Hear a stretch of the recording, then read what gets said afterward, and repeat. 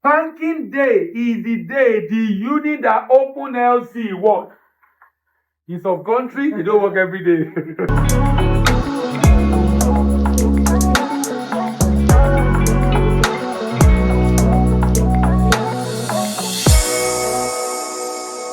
A number of people mentioned type of letter of credit when we're starting. So let's look at the type of letter of credit. Type of letter of credit. Tell me the one you know. Tell me the one you know about type of letter of credit.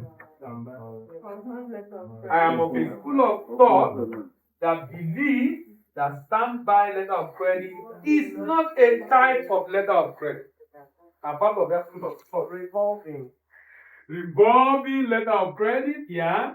Back to back letter of credit, yes. Red cloth letter of credit, yes. Green cloth letter of credit, yes. Unconfirmed letter of credit, yes. Confirmed letter of credit, yes. There are still plenty. Eh? No, we don't do etc. We do all of them. Oh yeah, tell me now. User. Transferable letter of credit, yeah? Yeah, someone say user's letter of credit, yes? Signed letter of credit? Revocable? Irrevocable. 1, 2, 3, 4, 5, 6, 7, 8, 9, 10, 11. Yeah. So let's take them one by one. Some of them will take them together with the other. Different kind of letter of credit. What informs their unit? Letter of credit are tailored to meet diverse needs. They serve as payment assurance, differ in timing of payment, flexibility, degree of scrutiny. The type of letter of credit totally determines the level of financial security, flexibility, time of payment, and risk exposure. Legally, every type operates under the same principle of independence, where the bank's commitment is separate from the underlying contract, but the risk profile changes based on the credit structure and conditions. So let's look at the major types. Number one, side. What is a side letter of credit?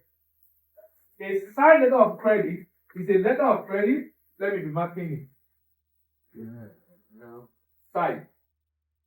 A side letter of credit is a letter of credit.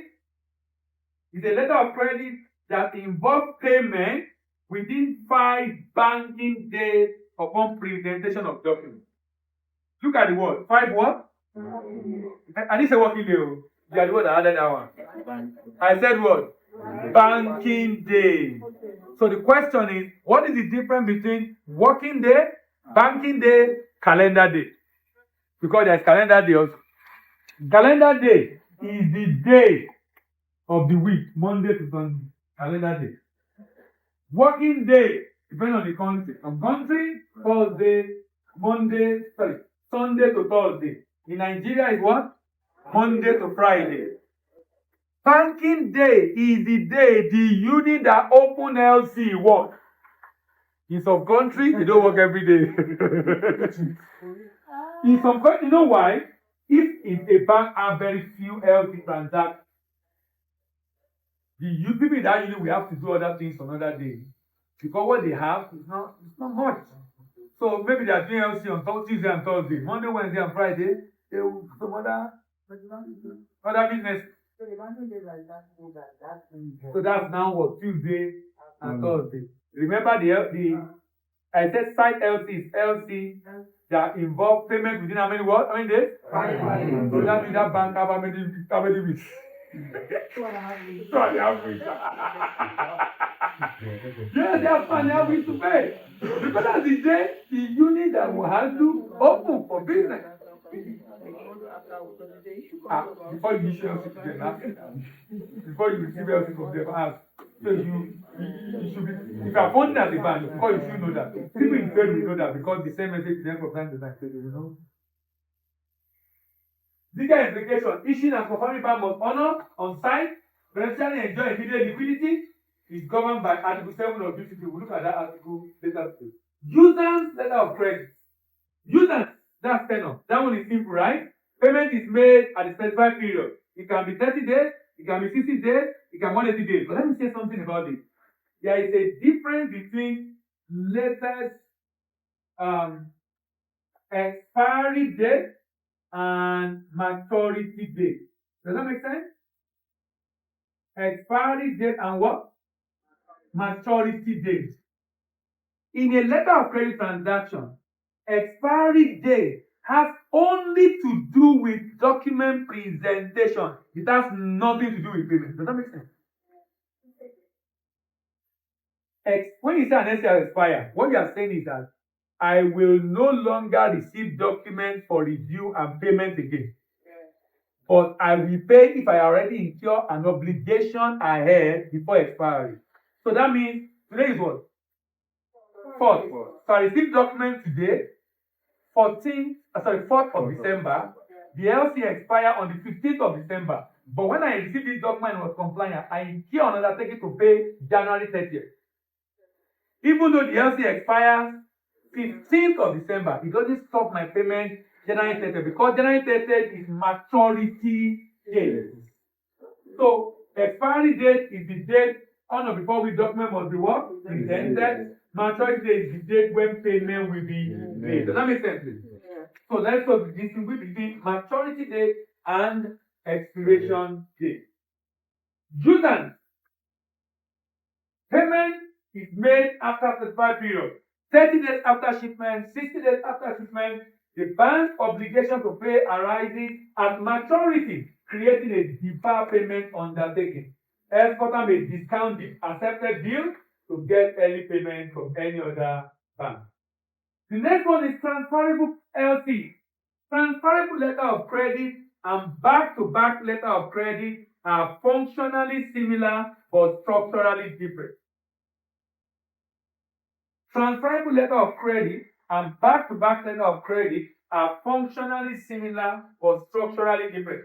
Both of them involve a middleman. The difference is the number of LC involved. So let's do an analogy. So here am I, the issuing bank. This is an intermediary bank in Dubai. This is an exporter bank in China. Can we look up, please? Look at me. This I'm the issuing bank in Nigeria, intermediary bank in Dubai, exporter bank in China. So let's use email for example. I send you a mail, you copy that mail, open a fresh mail, paste it, amend, and send to her. How many emails do we have now? No.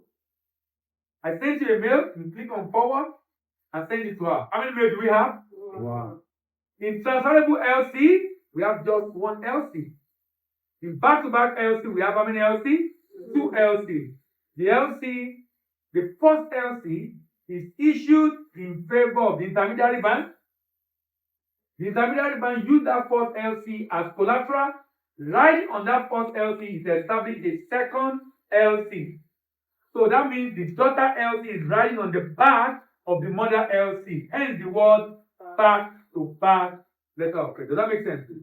So both of them involve middleman. The only difference is that one is saying, and what will happen? Let's say the Chinese buyer says, I don't want an LC from Nigeria, I prefer an LC from Dubai. That's why we are using back-to-back. But if it's okay with the LC from Nigeria, what would have done? Transferable. So let me show you how transferable works. Look at it. This is the importer in Nigeria.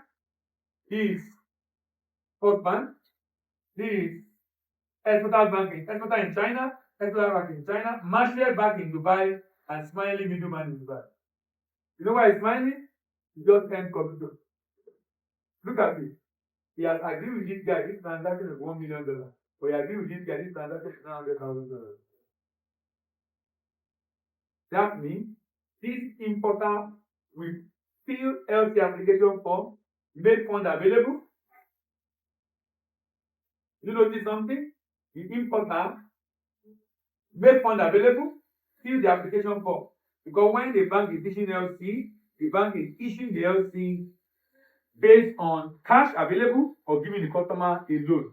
Whichever way, the bank have a cover. Am I making sense? Yeah. The bank have a cover. So the LC, what's the value of the LC being issued? $1 million. And it's going from First Bank to Marshall Bank. Marshall Bank received this LC, contact the middleman. You have an LC with us. What do? We will tell them, reduce the value and transfer $900,000 LC to China. So Marshall Bank transfer $900,000 LC to Bank of China, advise the exporter. So what happened after? Exporter ship the goods, present document. What's the value of the document you present? 900,000. And you will send it by courier from China to Marshall Bank in Dubai. Marshall Bank in Dubai contact the middleman. The middleman will swap the invoice and change it from how much? 900 to what? 1 million. So the $1 million document is now moving from Dubai to Nigeria. The Nigerian bank pay $1 million, release document to the importer. Importer goes to the port to clear the goods.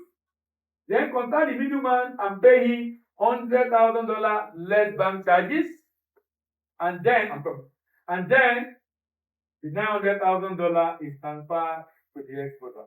So in this arrangement now, the LC that left from Nigeria got here, the LC was transferred here, transferred here. But if the LC got here and the intermediary bank decided to issue a fresh LC to China, that would what? Bank letter of credit. So we have looked at signed LC, we have looked at adjudant LC, we have looked at transferable, we have looked at back to back. Now we are looking at revocable and irrevocable LC. Revocable and irrevocable. I've mentioned this before. Revocable LC means the party can amend. The party can amend. The party can amend without recourse to the other people. You know the party now. Who are the party again? The bank. Which bank? Shipping bank and the exporter. Or the confirming bank, if any. Any of them can cancel and nobody can stop them. But in irrevocable, what happens? In irrevocable, nobody. Exactly. In irrevocable, nobody can cancel amendment without the consensus. This provides a firm binding commitment to pay upon compliance. Under UCP Article 3, it says that all credit issued subject to UCP are deemed irrevocable. That's why when you say irrevocable letter of credit, in English we call it tautology. Because the LC is already what? Irrevocable. Red cloth and green cloth. Red cloth and green cloth LC are functionally similar or structurally different. Red cloth and green cloth LC are functionally similar or structurally different. The similarity is that both of them involve advance payment. But the difference is that the time that the LC, the payment is made. Remember, both of them involve advance payment. The difference is the time that the payment is made. The difference is the time that the payment is made. In red cloth, the payment is made ahead of production. It's due to finance raw material and production. It's due to finance raw material and production ahead of production. But green cloth,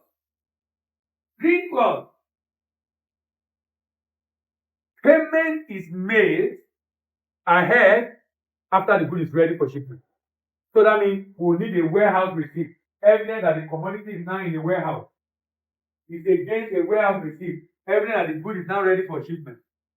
So red cloth LC involve advance payment, but the money is used for what? Production. Green cloth LC involve advance payment, but the money is released after what? When the good is ready for shipment in the warehouse. Red cloth and green cloth.